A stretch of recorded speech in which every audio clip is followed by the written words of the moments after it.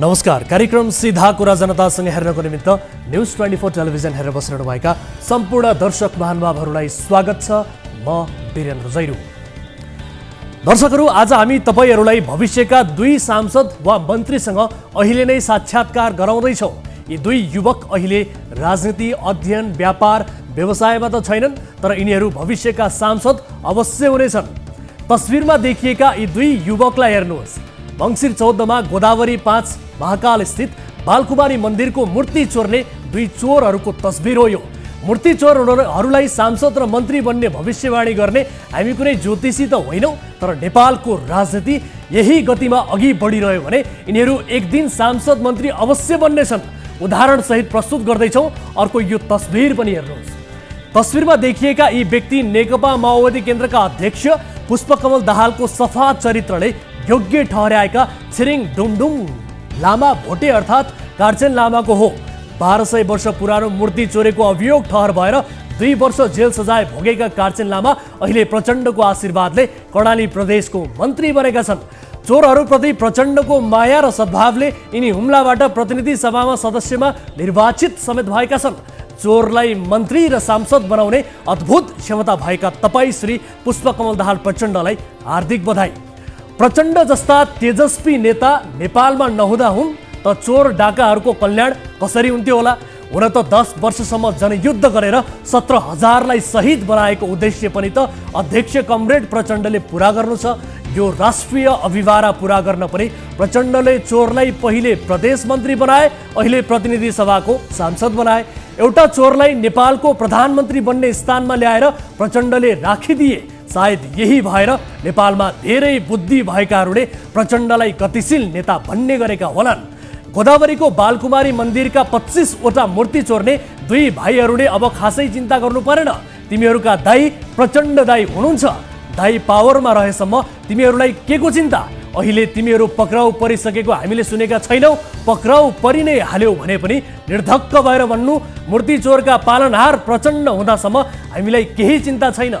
क्रान्तिको बलमा देशमा आमूल परिवर्तन गर्न हतियार उठाएका अहिले पनि माओवादी कार्यकर्ता हुनुमा गर्व गर्नेहरूलाई कार्चेनको कुरा प्रचण्डसँग जोडेर उठाउँदा रिस उठ्न सक्ला। कार्चेनलाई प्रचण्डले सांसद बनाएको हो र? हुम्लाका जनताले भोट दिएर पो उनी सांसद भएका हुन्। कर्णालीका मुख्यमन्त्रीले मन्त्रीमा नियुक्त गरेर पनि उनी मन्त्री भएका हुन् भन्ने तर्क मनमा उब्जेला। कर्णालीमा उनी कसरी मन्त्री भए भन्ने कुरा त्यहीका माओवादी नेता ठम्बर विष्टसँग हामीले प्रत्यक्ष टेलिफोन संवाद गरेको सामग्री हामीसँग सुरक्षित छ। अनि नेपालमा चुनाव कसरी जितिन्छ त्यो पनि कसैले कसैलाई सिकाइरहनु परेन। खैर जे होस्, बालकुमारी मन्दिरको मूर्ति चोर्ने भाइहरूले डराउनु परेन।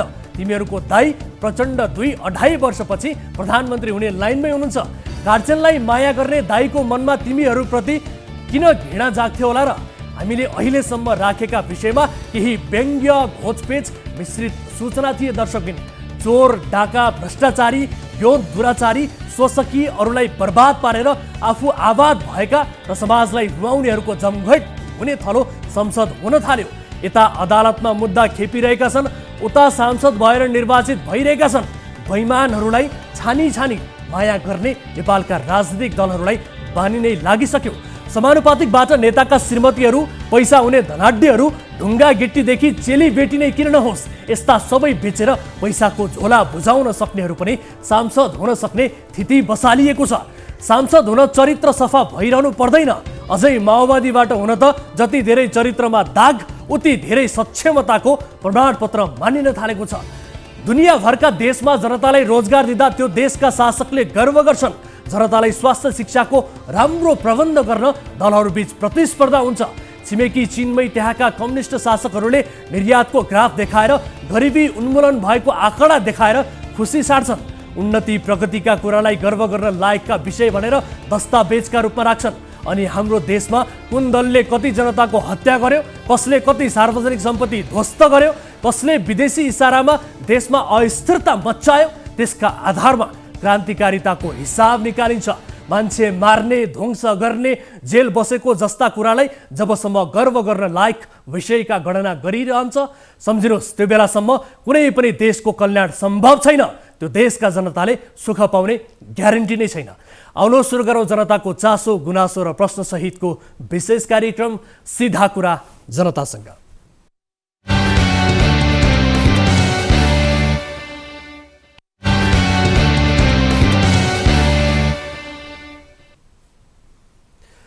स्वागत छ दर्शक महानुभावहरू, कार्यक्रम सीधा कुरा जनतासँगको नयाँ श्रृङ्खलामा उपस्थित भइसकेका छौँ। विविध विषयसहित उपस्थित छौँ।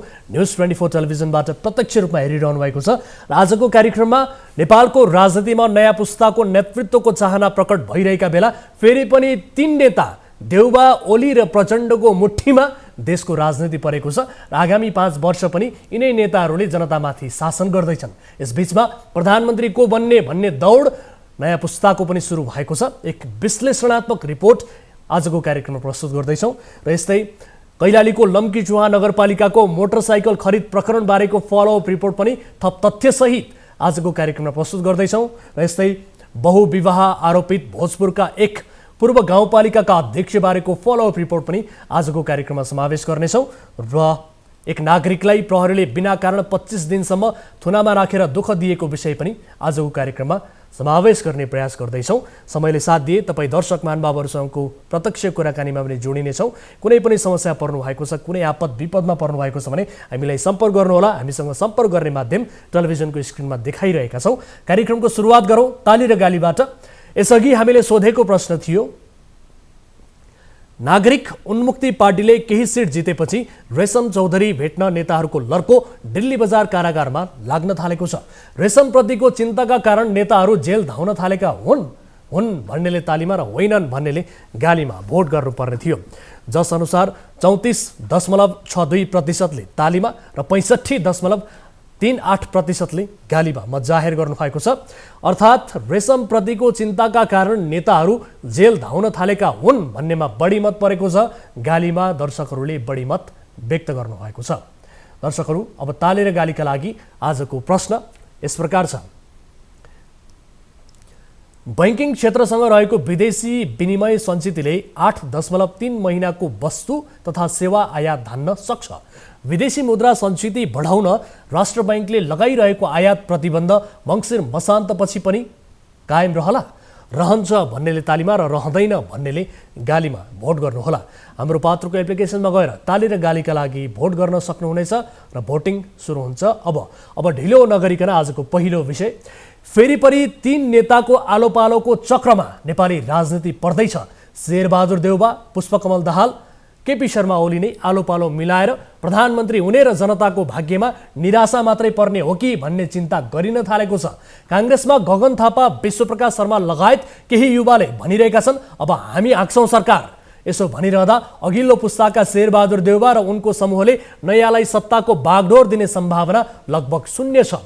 राप्रपामा जबरजस्त रूपमा कमल थापाबाट राजेन्द्र लिङदेनले नेतृत्व खोसे, तर लिङदेनको जति हिम्मत गर्ने युवा पुस्ता माओवादी र एमालेमा भेटिएनन्। भन्नका लागि त कम्युनिस्टहरूले आफूलाई पूर्व पञ्चहरूभन्दा बढी क्रान्तिकारी ठान्छन्, तर युवा भनिएका र आफूलाई बढी क्रान्तिकारी ठान्नेहरूले पुराना पुस्तालाई आराम दिन्छौँ भन्न सकिरहेका छैनन्। नयाँ सरकार बनाउने प्रयास सुरु हुन लागेको यो घडीमा काङ्ग्रेस, एमाले र माओवादीमा युवा पुस्ताको ल्याकत कति छ त? हेरौँ यो विशेष रिपोर्ट। नेपालको राजनीतिमा पटक पटक अवसर पाएर पनि जनताको पक्षमा कुनै योगदान दिन नसकेको भन्दै निर्वाचन अघि विभिन्न समूहले नो नट अगेन अभियान नै सञ्चालन गरे। तर चुनावमा जसका लागि नो नट अगेन अभियान चलाइएको थियो तिनैलाई जनताले निर्वाचित गरिदिए। जनताले फेरि पनि सांसदका रूपमा पुराना नेताहरूलाई नै चुने पनि सरकारको नेतृत्व पुरानोबाट नहोस्, युवा पुस्ताको काँधमा देशको जिम्मेवारी सुम्पियोस् भन्ने आवाज उठ्न थालेको छ। निर्वाचन परिणामले देशको सबैभन्दा ठूलो दलमा नेपाली कांग्रेसलाई उभ्याइदिएको छ। कांग्रेसमा पुराना पुस्तालाई विश्राम दिँदै नयाँ पुस्ताका गगन थापा, विश्वप्रकाश शर्मा, प्रदीप पौडेल लगायतका नेताहरू सरकारको नेतृत्व लिने प्रयासमा छन्। रापरपामा समेत पुरानो पुस्ताका कमल थापा विस्थापित भएर राजेन्द्र लिङदेन स्थापित भएपछि मुर्झाएको रापरपाले यसपटकको निर्वाचनमा राम्रो सफलता प्राप्त गरेको छ। तर रापरपामा जति पनि रूपान्तरण समीकरण नेकपा एमाले र नेकपा माओवादी केन्द्रमा देखिएन। कङ्ग्रेसमा चाहिँ एमाले र माओवादीमा नयाँ पुस्ताका कुनै हिम्मतिला युवा देखा परेका छैनन् जसले भन्न सकुन् अब हाम्रो पालो। विश्व परिवेश जहाँ पुगे पनि नेपालमा पुरानी ढर्राको राजनीति अभ्यस्त रहेको राजनीतिक दलहरूलाई समेत सोच्न बाध्य बनाउने लहर दबाव र अभियानले गति लिँदैछ। शनिबार माइतीघर मण्डलमा नयाँ पुस्ताका लागि प्रदर्शन नै भएको छ। प्रदर्शनमा 3 जना मात्रै उपस्थित थिए। उनीहरू धेरै बेरसम्म छातीमा प्लेकार्ड टाँसेर उभिए। उनीहरूले छातीमा टाँसेको प्लेकार्डमा लेखिएको थियो, निर्वाचनको निचोड, शीर्ष नेता बाटो छोड, जतिसुकै होस् झुत्रे झाम्री लाइन्न, मोमो पिज्जा जेसुकै होस् सडेको चाहिँ खाइन्न। र अति गर्यो जनता, छैन कुनै शङ्का, यस्तै गरे चाँडै नै पुर्याइदिन्छन् श्रीलङ्का।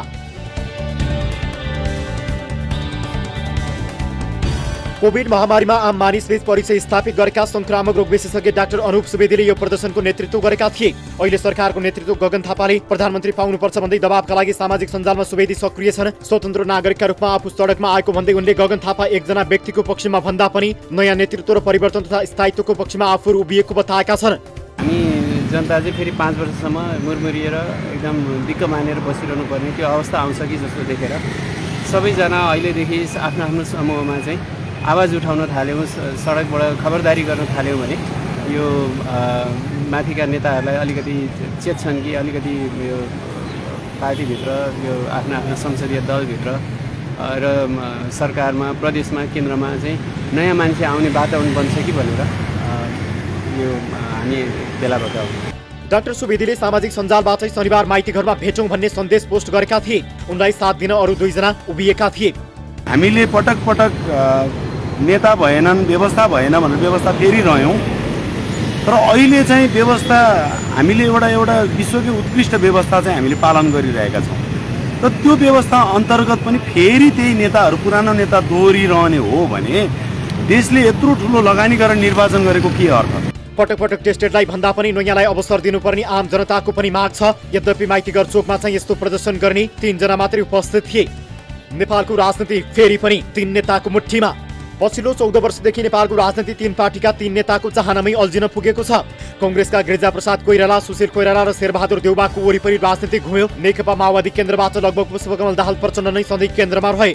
देशको आवश्यकता भन्दा माओवादी पार्टीको सत्ता स्वार्थ भन्दा बाहिर प्रचण्ड पनि गएनन्। नेकपा एमालेबाट केपी शर्मा ओली, झलनाथ खनाल र माधव कुमार नेपालले सत्ता यात्राको सुख भोग गरे। मूलतः 3 पार्टीमा जो अध्यक्ष हुन्छन् तिनैको निर्णयले नेपालको राजनीति निर्देशित भयो। बितेका 14 वर्ष प्रमुख नेताहरूको एकल निर्णयले नेपालको राजनीति कहिले बन्दी हुन पुग्यो, कहिले भद्रगोल हुन पुग्यो। तर यो स्थिति कहिलेसम्म?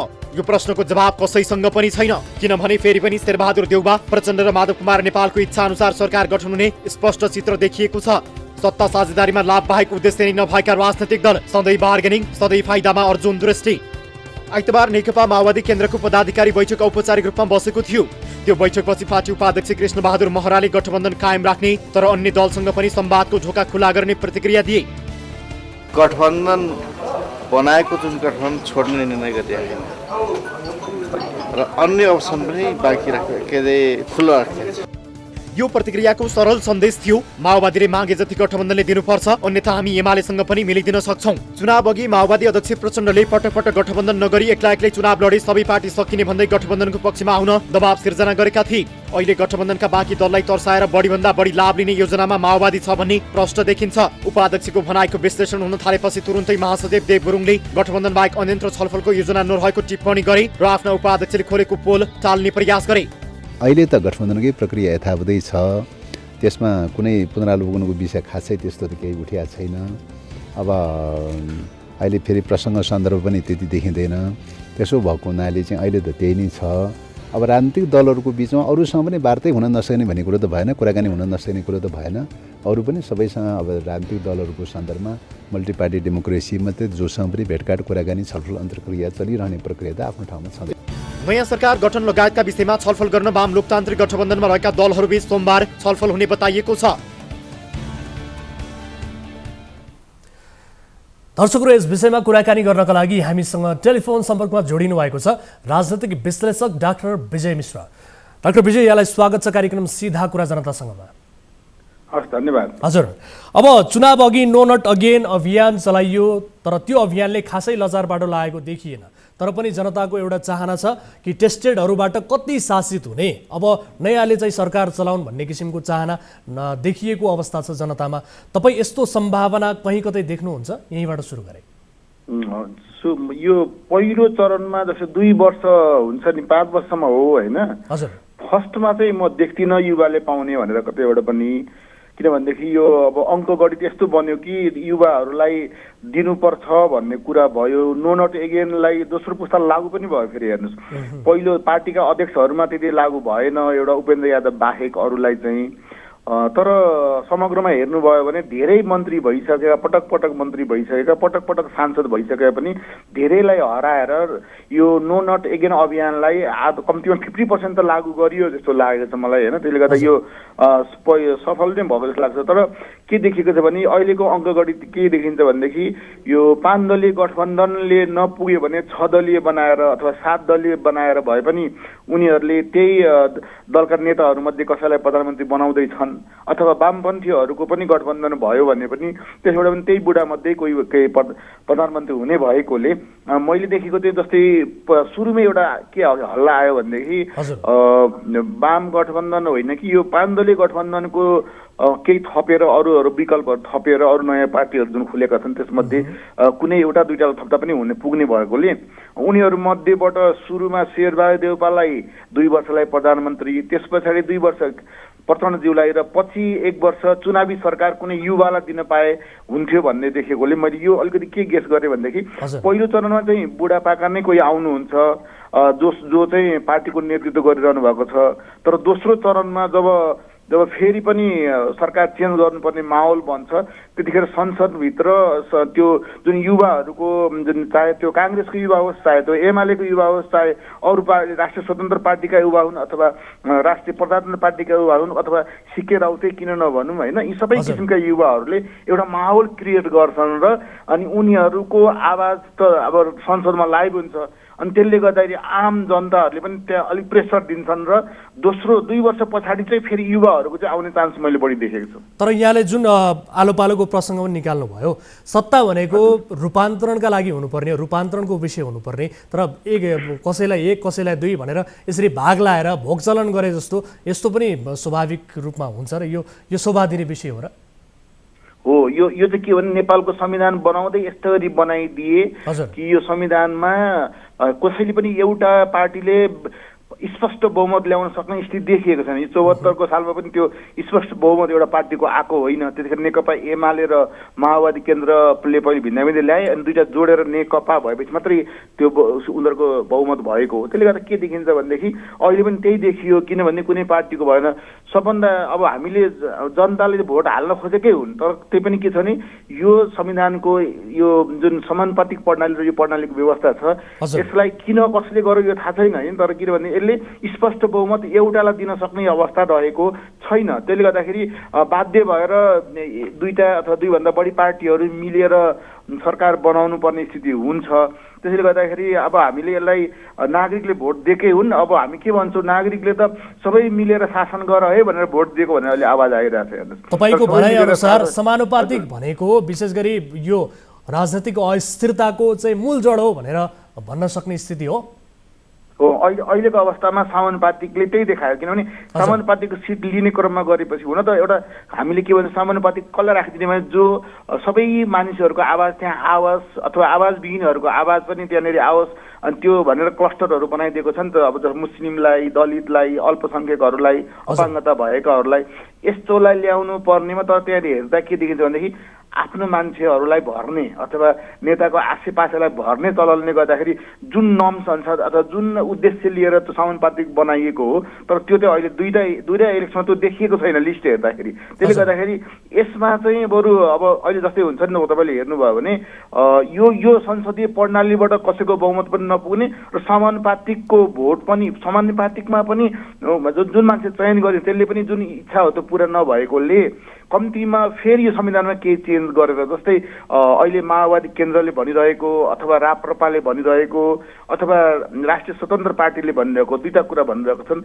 यो दुईटा राप्रपा र राष्ट्रिय स्वतन्त्र पार्टीले प्रत्यक्ष कार्यकारी प्रधानमन्त्रीको चुनाव हुनुपर्छ भनेर जानुपर्छ भनेर यिनीहरूले आवाज उठाइरहेको र माओवादी केन्द्रले चाहिँ कार्यकारी राष्ट्रपतिको कुरा गरिरहेको अथवा उपेन्द्र यादवको पार्टी नेतृत्व गरेर कार्यकारी राष्ट्रपतिको कुरा गरिरहेको अथवा पूर्ण समानुपातिक निर्वाचन प्रणालीको भनेपछि शासन शासकीय स्वरूपमा पनि अहिलेकोले काम लागेन भनेर त्यही चुनाव लड्नेहरूले पनि घोषणापत्रमा राखेको भाषणहरू गर्ने गरेकोले यो संविधान साँच्चीकै धेरै अरब खर्च गरेर बनाएको भए पनि यसले सही रूपमा एउटा तपाईँले हामीले सोचे जस्तो 5 वर्ष लगातार चढाउने खालको सरकार बनाउन दिन सक्दैन भन्ने कुरा त प्रमाणित गरिसकेको छ। ठिक छ, अब अलिकति अब पहिलो दल काङ्ग्रेसको कुरा गरौँ न। जस्तो अब नयाँ सरकार काङ्ग्रेसको नेतृत्वमा बन्यो भने कदम कदाचित नेतृत्व फेरि पनि 6औं पटक शेरबहादुर देउवाले लिने तयारी देखिन्छ होइन। अब चुनावपछि पनि उस्तै सरकार, उस्तै शैली, उस्तै नेताको अनुहार देखेपछि जनतामा कुनै किसिमको उत्साह आउला भने?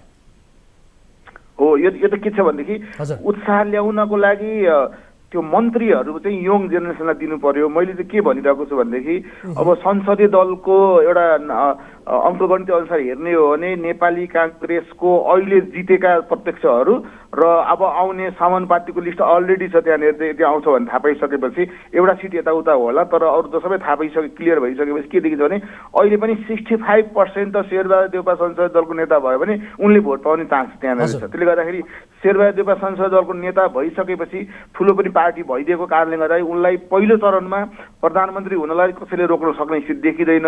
यदि वामपन्थीहरूको भिन्दै गठबन्धन भयो भने त्यो एउटा अर्कै प्रक्रिया हुन सक्छ। नत्रमा तपाईँले सरकार बन्ने 3वटा एङ्गलहरू जुन छन् विकल्पहरू, एउटा 5 दलीय गठबन्धनमा अझै 2टा दल थपेर 8 दलीय गठबन्धन 7 दलीय गठबन्धन हुने जस्तो तपाईँले हेर्नुभयो भने अहिले सिके राउत थपिने, अथवा तपाईँले हेर्नुभयो भने त्यो नागरिक उन्मुक्ति पार्टी थपिने, के अरे त्यो चौधरीहरूको त्यो पार्टी जुन छ त्यो थपिने, यसरी गऱ्यो भनेदेखि अलि नयाँ किसिमले थपेर पनि पुर्याउन सक्छन्। तर अर्को तपाईँले विकल्प के देख्नुहुन्छ, वामपन्थीहरू पनि मिल्ने सक्ने अवस्था भयो भनेदेखि अहिले मधेसी जुन हामीले के अरे पहिले मधेसी जनता फोरम भनिन्थ्यो, पछि हुँदै हुँदै अहिले जनता समाजवादी पार्टी भएको छ उपेन्द्र यादवले गरेको। यो उपेन्द्र यादवको पार्टी, उपेन्द्र यादव नजिते पनि त्यो जुन केही मानिस जित्नु भएको छ त्यो टिमले वामपन्थीहरूलाई सहयोग गर्छ कि भनेर अहिले एकदम त्रसित भएर हेरिरहेका छन् वामपन्थी विरोधीहरूले है त। अब यो वामपन्थीहरूको एक गठ हुन खोज्यो भने त्यो उपेन्द्र यादवले नेतृत्व गरेको पार्टीले कतै वैदेशिक चलखेलको कारणले गर्दाखेरि वामपन्थीको खेमामा गइदिनु भयो भने यसले फेरि उतापट्टि सङ्ख्या पुग्ने देखिन्छ। नत्रमा त के हुन्छ भनेदेखि यदि वामपन्थीहरू अलग बस्न खोज्यो भने पनि डेमोक्रेट नर्म्स भएका मानिसहरू, संसदीय व्यवस्थालाई पूर्ण रूपमा मान्न चाहनेहरू, जस्तै तपाईँले नेपाली काङ्ग्रेस, रापापा, राष्ट्रिय स्वतन्त्र पार्टी, अथवा साइकल छाप अथवा छाता छाप, अब त्यसै गरी तपाईँले हेर्नुभयो भने अहिले सिके राउतको अथवा त्यो नागरिक उन्मुक्ति पार्टी, यिनीहरू सबै मिलेर फेरि यिनीहरूको पनि बहुमत पुग्न सक्छ। भनेपछि हजुर अघि तपाईँले भनेको कुरामा म जोडिहाल्छु। भनेपछि अब शेरबहादुर देउवाको किल्ला भत्काउने ल्याकत शेखर, गगन, विश्वप्रकाश आदि कसैमा पनि देखिएन होइन त, यही भन्न सक्छौँ? अहिले ल्याकत त उहाँहरूको छ। पहिलो चरणमा उहाँले सक्नु किन उहाँहरूले सुरुमै तपाईँलाई थाहा छ, तपाईँहरूको मिडियाबाट पनि आएको थियो, पहिलो चरणमा नेपाली काङ्ग्रेसले बुझाएको समानुपातिक लिस्ट जुन थियो त्यसमा पुरा संस्थापन पक्षको मात्रै भयो भनेर उहाँहरूले विद्रोह नै गर्नुभएको थियो। डाक्टर शेखर कोइराला, गगन थापाहरूले लास्टमा आएर 25-30% भयो भने हालिदिनुहोस् भनेपछि 25 यताउता गरेर जस्तो मिलाएर 25% थपिदिएको भनेर समाचारै आएको थियो होइन। अब 25% थपिदिएपछि के दियो भने समानुपातिबाट आउने सबै मध्येमा 70% त संस्थापन पक्षकै छन्, अनि बाँकी प्रत्यक्षबाट अलिकति यतापट्टि युवाहरू आइदिएकोले अलिकति त्यसमा चाहिँ कम्पिटिसन देखियो भने, तर अब त्यसले कभर गर्यो, समानुपातिबाट कभर हुने भएकोले 65% ल्याउने देखिसकेपछि अब तपाईँले 35% ल्याएर संसदीय दलमा जितेर एउटा के अरे प्रजातान्त्रिक प्रक्रिया हो, संसदीय दलमा उठौँ कति आउँदो रहेछ एउटा आङ्कलन गर्न सकिन्छ, को कुन किताबमा जान्छन् भन्ने कुरा त हो। तर मैले के देखेको छु भनेदेखि यहाँनिर चुनावी सरकार जब लास्टमा बनाइन्छ नि 1 वर्ष अथवा 1.5 वर्ष बाँकी रहँदाखेरि त्यतिखेर चाहिँ गगन थापालाई अथवा कुनै युवालाई दिएर नेतृत्व दिएर प्रधानमन्त्री दिएर 5 वर्ष पछाडि जानुपर्ने हुने भएकोले मेरो कल्पनामा चाहिँ के देखेको छ भनेदेखि सुरुमा चाहिँ अब हामीले अरूले बा भने पनि अथवा अरूले हजुरबुवा भने पनि तर जनताले त भोट दिएर जिताइदिए। त्यसले गर्दाखेरि के भनेदेखि ग्रामीण भेगमा अथवा दुर्गम क्षेत्रमा अहिले पनि त्यो नो नट एगेनले त्यति काम गरेको देखिएन, जसले गर्दाखेरि अब सहरी एरियामा अथवा बसाइ सरेर आएको नयाँ बस्तीहरूमा नो नट एगेनले काम गर्यो अथवा राष्ट्रिय स्वतन्त्र पार्टीले लहर ल्यायो। त्यसले गर्दाखेरि पूर्ण ल्याउन नसकेको कारणले गर्दाखेरि सुरुको चरणमा शेरबहादुर देउवा नै प्रधानमन्त्री हुने लगभग निश्चित देखिएको छ। तर 2 वर्ष पछाडिको स्थितिमा ठिक छ। अब त्यसो हो भने त विशेष गरी काम गर्ने समयमा चाहिँ बुढाहरूले ओगट्ने, त्यस पछाडिको अन्तिम समयमा चाहिँ युवाहरू गएर खालि त्यो बिटुलो बन्ने जस्तो किन चाहिँ बनिरहने त्यो त अर्थै भएन। त्यो त जनतालाई झुकाउनलाई भएको त जनतालाई के अरे हामी चाहिँ अब युवालाई दियौँ अब भोट दिनुहोस् भनेर माग्नु पर्यो नि त। भोट माग्ने बेलामा चाहिँ अब जनताको के अरे युवाको अनुहार देखाएर माग्छन् होला मैले भनेको होइन त्यसरी। तर अहिले पनि के गर्न सकियो भनेदेखि जस्तै तपाईँले हेर्नुभयो हस् ठिक छ। हजुर मेरो अर्को प्रश्न अब तपाईँलाई यसमा अलिकति बुझियो होइन, विगतमा जे जस्तो भए पनि अब चाहिँ देशका लागि जनताका लागि काम गर्छु भन्ने खालको एउटा अठोट कहीँ कतै बाँकी रहेको देउबामा देख्नुहुन्छ तपाईँले? छोटोमा भन्नु होला। होइन त्यो चाहिँ के अरे उहाँ परम्परागत सिस्टममै उहाँ हुनुहुन्छ होइन। जस्तै अब के अरे उहाँको सिस्टम चाहिँ परम्परागत नै हो। तर मैले भनेको चाहिँ उहाँले चाहिँ अब गर्नुपर्ने के देखेको भनेदेखि युवाहरू जति पनि आउनुभएको छ अब मन्त्री बनाउँदाखेरि फेरि त्यो पहिलो रिङको मान्छेलाई मात्रै होइन कि त्यो युवाहरूलाई छानी अलिकति भिजन भएको जस्तो अहिले बालेन्द्र हर्क साम्पानले जुन देखाए नि त्यस्तो गर्ने हैसियत भएकाहरूलाई छानी त्यो जुनसुकै लबीको भए पनि मतलब नगरिकन निष्पक्ष ढङ्गले छातीमा भन्न हृदयलाई सोधेर मनलाई सोधेर देश विकासको लागि अहिले मानिसहरूको चाहनालाई पुरा गर्नको लागि मन्त्रीहरूमा चाहिँ पुरा युवाहरूलाई भर दिएर जानुभयो भने ल चोखिनु भए अब त सचेत हुनुभएछ है भन्ने हुन्छ। तर त्यो सुरुमै मन्त्री परिषद गठन गर्ने बेलामै थाहा पाइन्छ त्यो कस्तो हुन्छ भने। तर 2 वर्षसम्म त हटाउन पाइँदैन नियमले त। त्यो 2 वर्षसम्म रजाइ गरे पनि जे गरे पनि तर 2 वर्ष पछाडि यदि उहाँहरूले फेरि पुरानै परम्परागत सिस्टममा जानुभयो भने यो ठुलो एउटा आन्दोलनको आँधीबेहरी आउँछ जसले गर्दाखेरि संसदभित्र पनि र संसद बाहिरबाट पनि युवाहरूको लाई त्यहाँ ल्याउनु पर्छ भन्ने आवाज उठ्छ। त्यही भएर मैले भनेको सुरुको चरणमा बुढापाकाले प्रधानमन्त्री हुने नै भए तर दोस्रो चरणमा 2 वर्ष पछाडिको आन्दोलनले युवालाई स्थापित गर्न सक्छ। ठिक छ। मेरो अन्तिम प्रश्न छोटोमा उत्तर दिने प्रयास गर्नुहोला। जस्तो कङ्ग्रेसमा चाहिँ देउबालाई हल्ल्याउन नसके जस्तै एमालेमा ओली माओवादीमा प्रचण्ड जबरजस्त रूपमा चाहिँ पकड जमाएर बसेका छन् होइन। राप्रपाका कार्यकर्तामा जति पनि क्रान्तिकारी पार्टीहरूमा परिवर्तनशीलता देखिएन, यसो हुनुको कारण चाहिँ के होला त? यो चाहिँ के भनेदेखि हाम्रो नेतृत्व वर्गले नै पदहरू र अवसरहरू दिने भनेर जुन एउटा परम्परा बसेको छ त्यही भएर त्यो बिरालोको उसमा घाँटीमा कसैले बाँध्ने भनेर भन्ने हुन्छ नि एउटा घन्टी बाँध्ने भनेर एउटा छ नि। त्यस्तै गरेर त्यो कारबाहीमा परिएला अथवा अवसर नदेलान् भनेर धेरै मान्छे चुप लागेर बस्ने विद्रोह नगर्ने भएकोले यो भएको त्यो नेताहरूकै कमजोरी हो। हस् विजय सर, यो समय र संवादका लागि म यहाँलाई धेरै धन्यवाद दिन चाहन्छु। हस् त धन्यवाद। दर्शकमान बाबु, हामीले कुराकानी गऱ्यौँ जस्तो अहिले पछिल्लो समय अब सरकार कसको बन्छ र देशको नेतृत्व कसले गर्छ भन्ने किसिमका चर्चाहरू भइरहँदा फेरि पनि 3 शीर्ष नेताहरूकै मुठीमा यो देशको नेतृत्व चलिरहेको छ र फेरि पनि उनीहरू नै शासन गर्ने जनतामाथि एउटा किसिमको षड्यन्त्र बुनिरहेका छन् र यसबीच नयाँ पुस्ताले पनि आफ्नो चाहना प्रकट गरिरहेको अवस्था छ। तर त्यो कति सम्भव हुने अवस्था छ कति छैन भन्ने विषयमा पनि हामीले कुराकानी गऱ्यौँ। खैर अहिलेलाई पालो भएको छ ब्रेक पछाडि उपस्थित हुनेछौँ, कतै नजानु होला। यहाँहरू हेरिरहनु भएको छ कार्यक्रम सिधा कुरा जनतासँग मात्र न्युज 24 टेलिभिजनमा।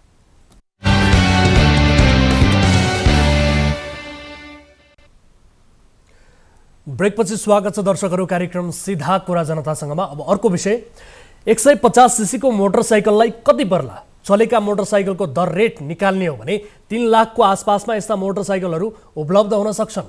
अब शौक पुरा गर्ने विलासी मोटरसाइकल छान्ने हो भने 150 सीसी क्षमताका केही मोटरसाइकलको मूल्य 6 लाख पनि पर्छ। 150 सीसीसम्मका मोटरसाइकल किन्ने अख्तियारी छ भन्दैमा सरकारी निकायले 6 लाख पर्ने मोटरसाइकल किन्ने हो त? कैलाली लम्की चुहा नगरपालिकाकी मेयर सुशीला शाहीले नगरपालिकाका गरिब जनताको हितमा खर्च गर्नुपर्ने रकमलाई आफ्नो सोरुमको व्यापार उभो लगाउन फजुल खर्च नै गरेकी छन्। 3 लाखमा राम्रा मोटरसाइकल आउने थाहा पाई उनले वडा अध्यक्षका लागि भनेर 4.5 लाख दरका मोटरसाइकल खरिद गरिन्। मेयर शाहीको नियत थाहा भएपछि वडा अध्यक्षहरूले सत्य ओकल्दै भने हामीले मोटरसाइकल मागेका होइनौँ, चाहिए पनि 4.5 लाखको मोटरसाइकल चढेर जग हँसाउने काम गर्दैनौँ, जो चोर उसैको बढी सोर भन्ने उखान झै अघिल्लो अङ्कमा मेयर शाहीले बिना आधार आरोप लगाइएको दावी गरेकी थिइन्। मेयर शाहीको झुटको भण्डाफोर गर्दैछौँ यो रिपोर्टबाट।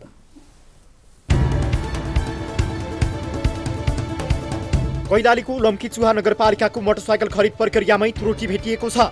कार्यक्रम सीधा कुरा जनतासँगको गत बिहीबारको एपिसोडमा नगरपालिकाले आवश्यकता बिना 4 लाख बढी पर्ने महँगा मोटरसाइकल खरिद गरेको रिपोर्ट प्रस्तुत गरेका थियौं। कार्यक्रममा मेयर सुशीला साईले सबै प्रक्रिया पुर्याएर नियमसङ्गत मोटरसाइकल खरिद गरिएको दाबी गरेकी थिइन्।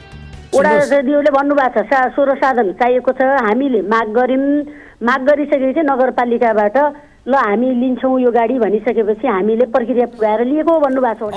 मेयर शाहीले कैफियतपूर्ण दाबी गरेपछि कैलाली स्थित हाम्रा TV journalist Khem Dhungra mayor शाहीको जीएस ट्रेडर्समा पुगेर मोटरसाइकल बिक्रीको कागजातबारे सोधखोज गरेका छन्। त्यसक्रममा सोरुमका म्यानेजर सुयानी स्ताहारी मोटरसाइकलको कारोबारको कागज नभएको बताइन्। उनका अनुसार मेयर शाहीका निर्देशनमा मोटरसाइकल बिक्री गरिएको र नगरपालिकाको पत्र नआएको बताइन्।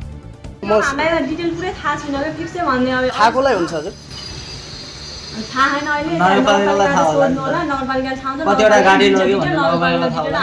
नगरपालिकामा थाहा छ, म बुझ्ने भएँ कि तपाईँहरूको सोरुमबाट नगरपालिकाको नाममा कतिवटा चाहिँ मोटरसाइकल अथवा स्कुटी गएको छ त अहिलेसम्म, त्यो तपाईँहरूको सोरुममा छैन जानकारी?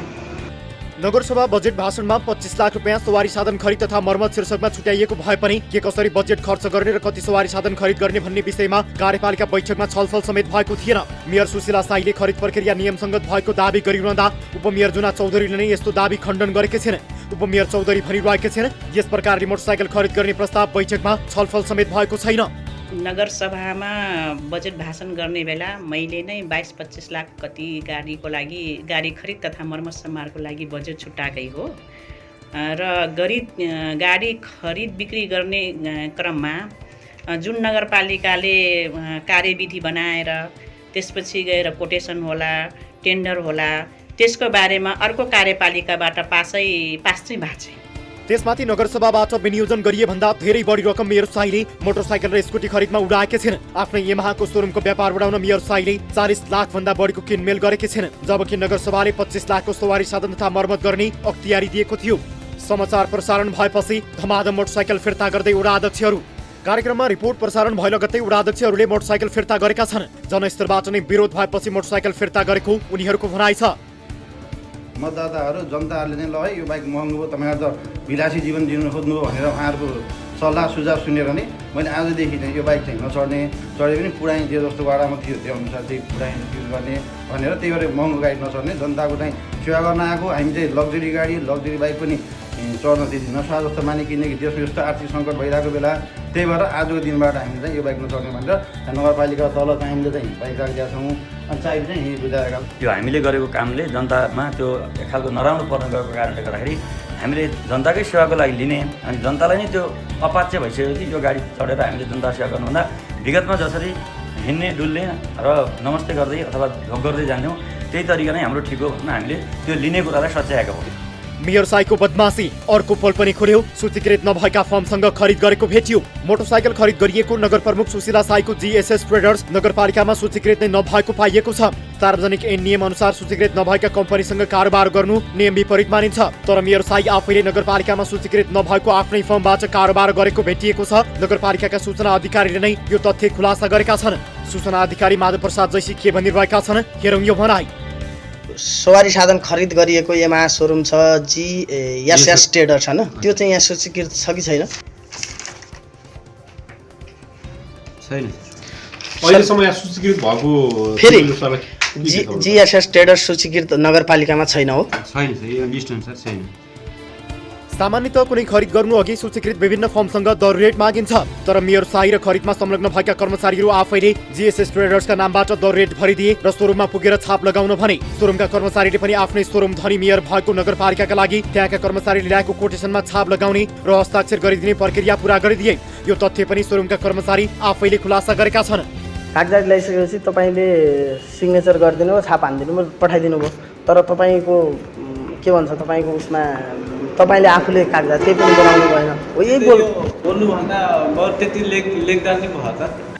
लम्कीचुवा नगरपालिकाकी मेयर सुशीला साई विगतमा नेपाल जेसिसमा सक्रिय थिइन्। शासन व्यक्तिको होइन विधिको हुनुपर्छ भनेर सम्भवतः उनैले सयौं पटक नारा पनि लगाइन्। तर आफै मेयर भएपछि जनताको हितका लागि खर्च गर्नुपर्ने सरकारी बजेटलाई आफ्नो सोरुमको व्यापार बढाउन दुरुपयोग गरेको विषय सार्वजनिक भएपछि मेयर साई अहिले कैलालीमा विवादास्पद मेयरका रूपमा स्थापित हुन पुगेकी छिन्।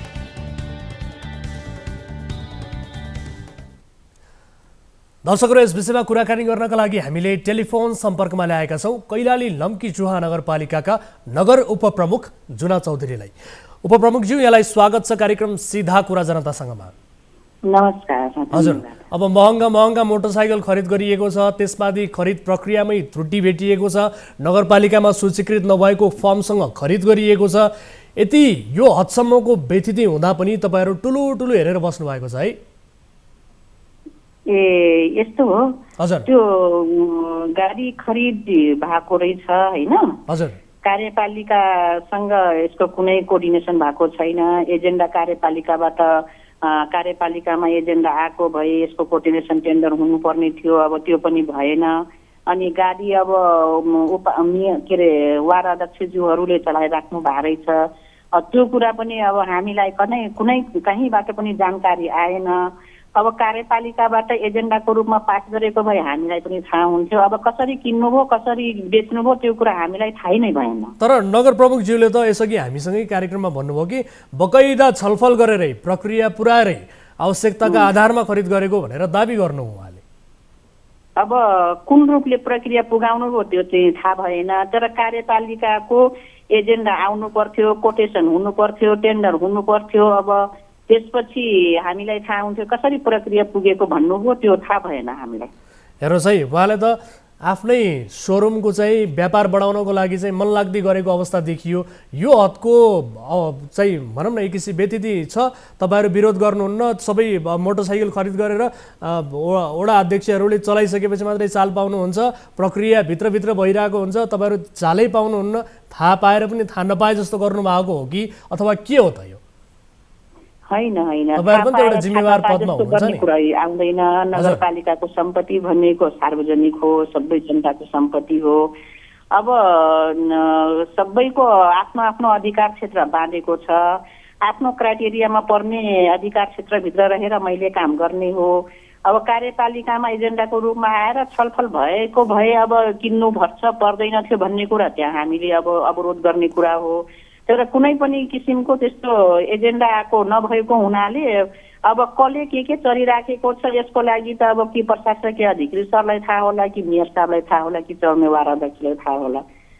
त्यसको लागि त अब कसरी टुलु हेरेर बसेको भन्नु। ल हेर्नुहोस् है, 150 सीसीको मोटरसाइकल सामान्यतया 3 लाखसम्म पर्ला होइन? तर उहाँले 4.5 लाखका दरले चाहिँ मोटरसाइकल खरिद गर्नुभएको छ तपाईँहरूको नगरसभाबाट, जबकि 25 लाख मलाई जानकारी प्राप्त भए अनुसार 25 लाख तपाईँहरूले छुट्याउनु भएको थियो होइन? अनि अब यो त सबै खरिद गरेको त 40 लाखको टोटल खरिद गर्नुभयो भनेपछि यो त जनताको ट्याक्सको त दुरुपयोग भयो नि म्याम, होइन? भयो कि भएन भन्नुहोस्? 40 लाख भन्दा पनि मैले जानकारीमा आजै हाम्रो सामान्य छलफल भएको थियो होइन? हजुर, 5वटा मोटरसाइकल गएको हो।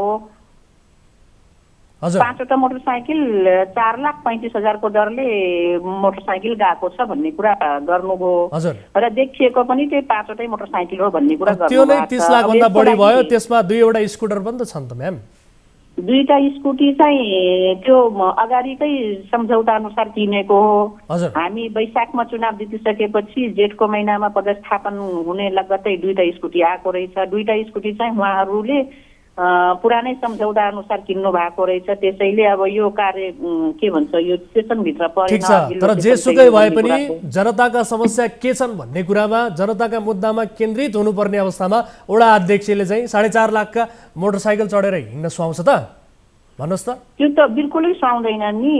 तर मोटरसाइकल भन्ने एउटा साधन हो। साधन जनप्रतिनिधिलाई आवश्यकता अनि त्यसमाथि तपाईँहरूसँग अलरेडी छ, पहिलाका साधनहरू छन् नि त? छैनन्?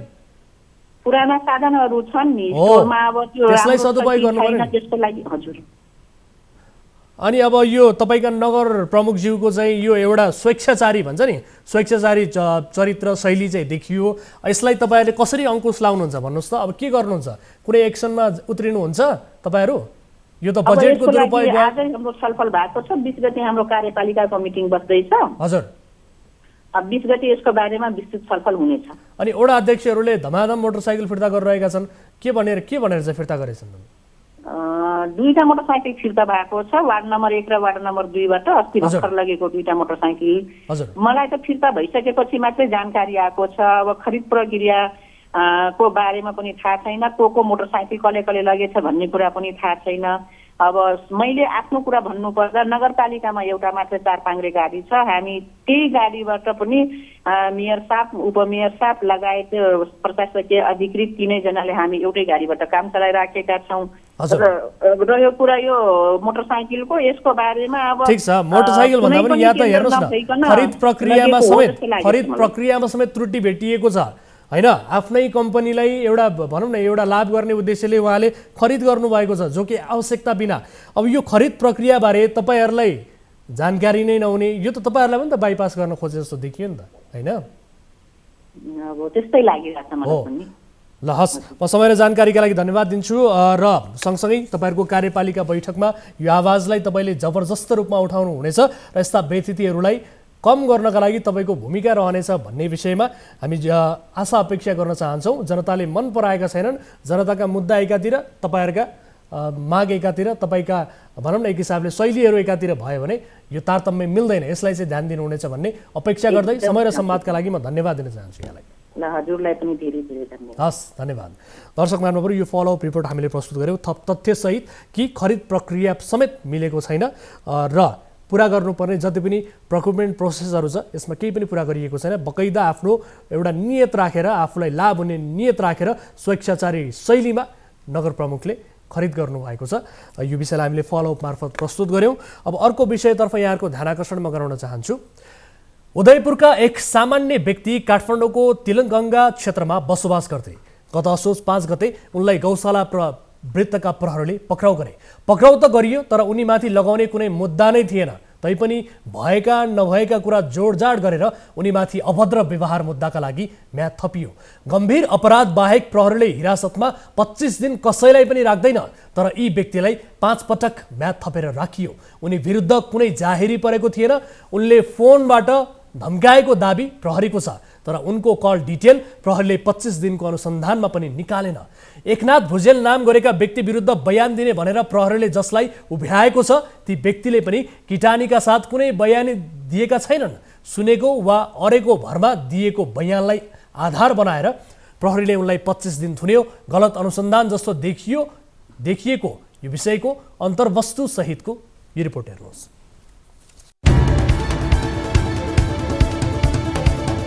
यिनी हुन् उदयपुरका एकनाथ भुजेल। प्रहरीले बिना कारण पक्राउ गरेर 25 दिनसम्म हिरासतमा राखेको भन्दै एकनाथ अहिले न्यायको याचना गर्दै विभिन्न निकाय धाइरहेका छन्। काठमाडौँको काभ्रेस्थली बस्दै आएका भुजेल प्रहरी ज्यादतीमा परेको विभिन्न कागजात बोकेर न्युज 24 टेलिभिजनको कार्यालयमा पुगे। प्रहरीले बिना कारण दुःख दिएको र 1.5 लाख रुपियाँ समेत लुटेको आरोप यिनको छ।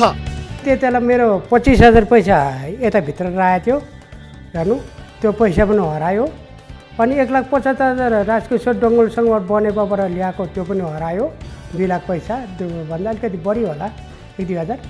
र भन्नुहुन्छ भनेदेखि मेरो जुत्ता पनि त्यही गौशालामै छ, मोबाइल पनि त्यही गौशालामै छ, कपडा पनि त्यही छ।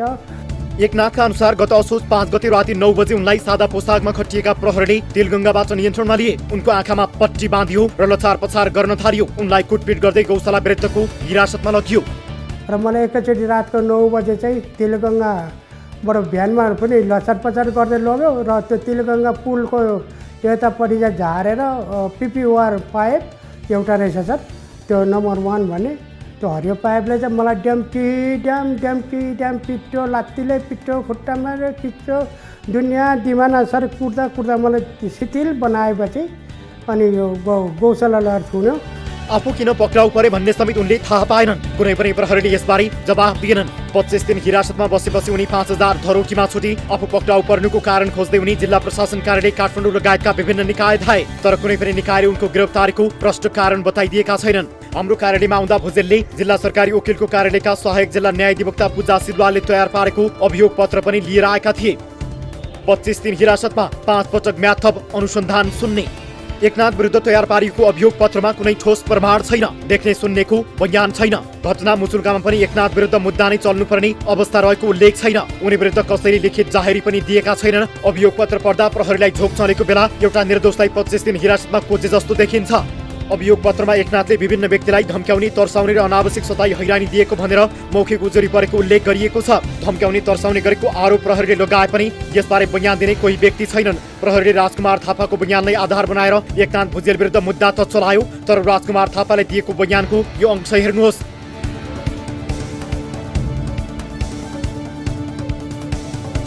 यहाँ थापाले भनेका छन् न्यू खोटाङ हलिसी गेस्ट हाउसमा बस्दै आएका एकनाथ भुजेलले विभिन्न व्यक्तिलाई फोन मार्फत विभिन्न गाली गलौज दिई धम्क्याउने तर्साउने र अनावश्यक सताई दुःख हैरानी दिँदै आएको भन्ने हल्ला सुनेको थिए। प्रहरीले जसको बयान लिएको छ बयान दिने व्यक्तिले समेत हल्ला सुनेको थिए मात्रै भनेका छन्। त्यसमाथि प्रहरीले भुजेलको कल डिटेल समेत निकालेको छैन। उनले कसैलाई फोन गरेर हैरान पारेको भन्ने सत्य हुन्थ्यो भने प्रहरीले 25 दिनसम्म हिरासतमा राख्दा कल डिटेल निकाल्न किन भ्याएन होला। भुजेलका सम्बन्धमा प्रहरीले जिल्ला प्रशासन कार्यालय काठमाडौँबाट 5 पटक म्याद थपको सुविधा पाएको छ। 5 पटक म्याद थप पाएर 25 दिन थुनामा राखेर गरेको अनुसन्धान हेर्दा केही पनि देखिँदैन। विभिन्न ठाउँमा भन्छदेखि यस्तो झुटा मुद्दाले मान्छेलाई फसाएको छ, कुटेको छ, पिटेको छ, न्याय पाएका छैनन् हामी नेपाली जनताहरूले। यता प्रहरी विरुद्ध गौशालाका डीएसपी सञ्जीबाबु खड्काले अभद्र व्यवहार गरेको कारण उनलाई पक्राउ गरिएको बताए। थप बोल्न हिचकिचाएका डीएसपीले पनि एकनाथलाई पक्राउ गर्नुको ठोस कारण दिन सकेनन्। दर्शकहरू, विशेष गरी हामीले यस विषयमा कुराकानी गर्नका लागि गौशाला प्रहरी वृत्तका प्रहरीहरूसँग पनि हामीले सम्पर्क गरेका थियौँ। विशेष गरी डीएसपी साहबलाई नै हामीले यसबारे के हो त भनेर लाइभ कार्यक्रममा सोध्ने केही प्रश्नहरू राख्ने प्रयास गरेका थियौँ, तर उहाँहरू बोल्न तयार हुनुहुन्न। उहाँहरू आफै कन्फ्युज हुनुहुन्छ यस विषयमा र एक नागरिकलाई यसरी प्रहरी मेरो साथी भनिरहँदा त्यो नारालाई गिज्याउने खालको यो किसिमको हरकत र बिना कारण दुःख दिने यो किसिमको हरकत अत्यन्त अमानवीय छ। यसको घोर निन्दा गर्दछौँ। प्रहरीले यसरी भनौँ न यो किसिमको दुःख दिने नियत राखिरहँदा पीडितले आफू थप कानुनी उपचारमा जाने समेत हामीलाई बताएका छन्। त्यो विषयलाई पनि हामी फलोअप गर्नेछौँ भन्दै अर्को विषयतर्फ यहाँहरूको ध्यान आकर्षण गराउन चाहन्छु। नेपाली काङ्ग्रेसका पुरुष महासमिति सदस्य र महिला केन्द्रीय सदस्य बीच पलाएको मायाको अङ्कुरले जेठी श्रीमती अन्यायमा परे। यो विषय महेश राई, हिमालय राई र माया राई बीचको हो। बहुविवाहको यो मामिला हामीले यसअघि पनि प्रस्तुत गरेका थियौँ। भोजपुरको साल्पा सिलिचो गाउँपालिकाका अध्यक्ष रहँदाकै बखत महेश राईले सुरुमा हिमालय राईसँग विवाह गरे। पछि पार्टीकै केन्द्रीय सदस्यसँग प्रेम बसेपछि उनीसँग पनि विवाह गरे। जेठीले प्रतिवाद गरेपछि चलाख महेशले कान्छीसँग भएको विवाद ओडा कार्यालयमा गएर दर्ता गराए। कानुनी हिसाबले कान्छी चाहिँ जेठी भइन्। जेठीसँगको विवाहलाई त जिल्ला सरकारी वकिलको कार्यालयले काठमाडौँले समेत विवाह समेत मानेन।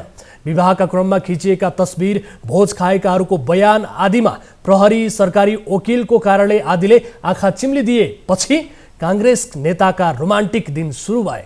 बहुविवाहको यो प्रकरणमा न्याय दिने निकायहरू यन्त्र समान भइदिँदा के भयो त? हेरौँ यो फलोअप रिपोर्ट।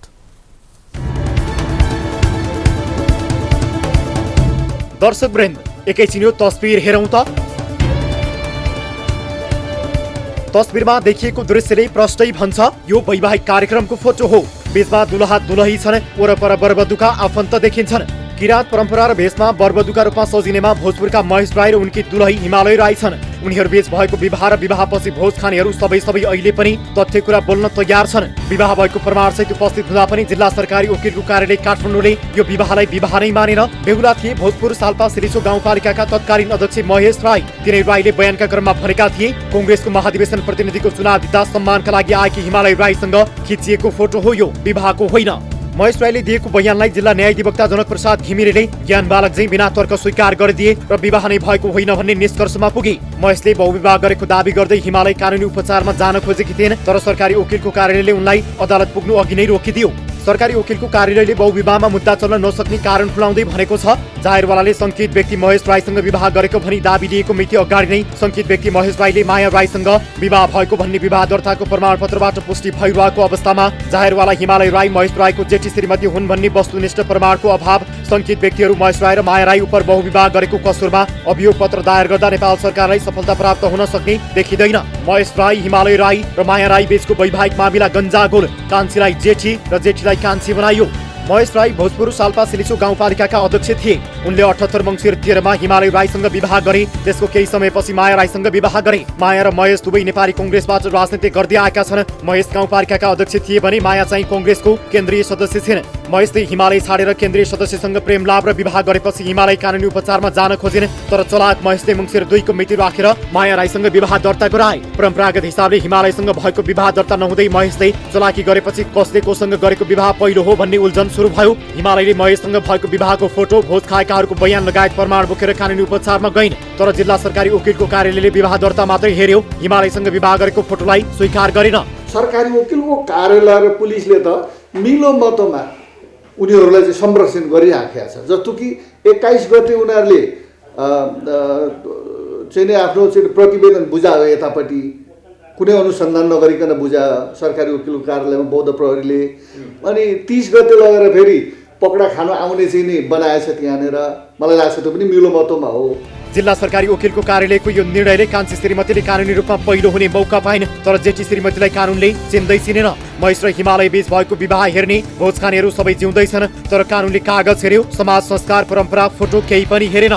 अन्यायमा कसरी परेन? अब जुन यहाँ हिमालय राई चाहिँ अब घर बिहा गरेको श्रीमतीलाई चाहिँ घरदेखि निकालेर ढोका लाएर ऊ बस्छ, अनि अझ पीडक चाहिँ पावरफुल भएर हिँडिरहेछ, चुनाव लड्छ, नाम राख्छ, केन्द्रीय सदस्य बन्छ, अनि उहाँ जुन बिहे गरेर भित्राएको श्रीमती चाहिँ बाहिर हुन्छ भने हामी त्यसै अन्यायमा छौँ। तपाईँलाई सम्पूर्ण किराँतीहरूको एउटा प्रश्न हुनेछ कुनै दिन। तपाईँ एउटा सच्चा नेपाली, एउटा राईको छोरो हो भने त्यसमा नगिर्नुहोस्। तपाईँलाई ठुलो कुरो पनि भनेको छैन। तपाईँले आएर एउटा चेलीको आँसु पुस्नुहोस्, एउटा माइतीलाई माइतीको शिर उभ्याउनुहोस्, त्यति मात्रै हो। महेश र हिमालय बीच पारिवारिक सहमतिमै विवाह भएको थियो।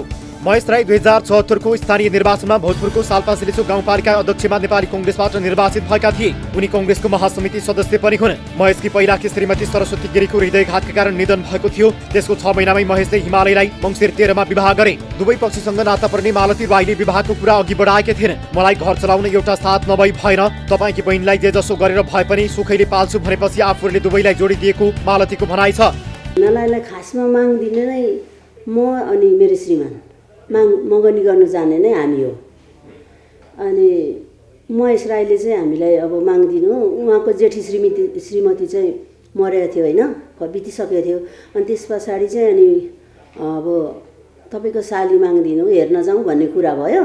त्यस पछाडि अनि बहिनीकोमा चाहिँ अनि हामी नै हो माग्न गएको। मङ्सिर 13 मा विवाह भए पश्चात केही समय ठिकै चलेको थियो। उसको अन्तिमतिर राई अर्जेन्ट काम परेको बहाना गरेर गाउँ गएको र माघ 1 बाट आफूसँग सम्पर्कविहीन बनेको हिमालयले बताउँदै आएकी छिन्। महेशले अर्की श्रीमती माया राईलाई घरमा ल्याएर आफूलाई फागुन 16 गतेदेखि घर निकाला गरिदिएको उनको भनाइ छ।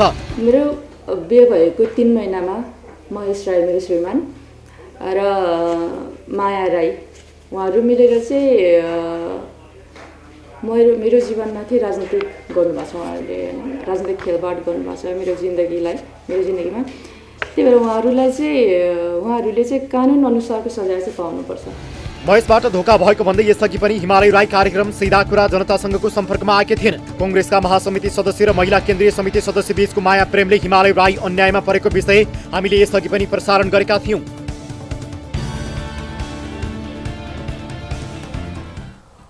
दर्शक महानुभावहरू, हामीले यसअघि पनि यो विषयलाई प्रस्तुत गरेका थियौँ र त्यति बेला पनि हामीले महेश राईलाई पटक पटक सम्पर्क गरेका थियौँ र अहिले पनि सम्पर्क गऱ्यौँ, तर उहाँ हाम्रो सम्पर्कमा आउनु भएको छैन। खैर, यो परिवार न्यायका लागि तडपिरहेको छ र सँगसँगै थप कानुनी उपचारका लागि पनि गयो, तर कानुनी उपचारबाट पनि कुनै किसिमको उपचार नपाएपछि हाम्रो कार्यालयसम्म आयो र आफ्नो वेदना सुनाएको छ र न्यायको प्रतीक्षामा यो परिवार छ। यो परिवारलाई न्यायका लागि हाम्रो पनि साथ रहनेछ र यो विषयलाई फेरि पनि फलोअप गर्नेछ भन्दै अर्को छोटो एउटा अपडेट यहाँहरू समक्ष प्रस्तुत गर्न चाहन्छु। बैतडीको पञ्चेश्वरकी माया लुहारको हत्या प्रकरणका आरोपी कञ्चनपुरको महेन्द्रनगरबाट पक्राउ परेका छन्। सुदूरपश्चिम प्रदेश प्रहरी कार्यालयका अनुसार मायाको हत्या गरेको अभियोगमा बैतडी शिवनाथका भरतराम कोली, जो आफै सशस्त्र प्रहरीका जवान हुन्, उनलाई पक्राउ गरिएको हो। कोलीलाई आज बिहान महेन्द्रनगर बजारमा डुलिरहेको अवस्थामा प्रहरीले पक्राउ गरेको छ। पक्राउ परेका कोलीलाई बैतडी प्रहरीलाई बुझाइने कञ्चनपुर प्रहरीले बताएको छ। माया गत बुधबार शिवनाथ गाउँपालिकामा घाँटी रेटेको अवस्थामा मृत भेटिएकी थिइन्। पक्राउ परेका कोली र माया प्रेम सम्बन्धमा रहेको बुझिएको बताउँदै प्रहरीले घटनाबारे थप अनुसन्धानपछि मात्र केही कुरा खुल्ने भनेर जनाएको छ र सो विषयलाई पनि हामी फलोअप गर्नेछौँ। यो अपडेट यहाँहरू समक्ष प्रस्तुत गर्यो भन्दै आजलाई यिनै विषयहरू प्रस्तुत गर्दा गर्दै कार्यक्रम सीधा कुरा जनतासँगको निर्धारित समय सकिएको छ। कुनै पनि समस्या पर्नु भएको छ हाम्रो टोल फ्री नम्बर 1660112424, एनसेल नम्बर 9801572424 र एनटिसी अर्थात् भाइबर नम्बर 9745615654 मा 24 घण्टा तपाईँले सम्पर्क गर्न सक्नुहुनेछ। आफ्ना समस्याहरू टिपाउन सक्नुहुनेछ र त्यसको समाधान हाम्रो टिमले निकाल्नेछ भन्दै कार्यक्रम सीधा कुरा जनतासँगबाट म वीरेन्द्र जैरू बिदा हुन्छु। नमस्कार।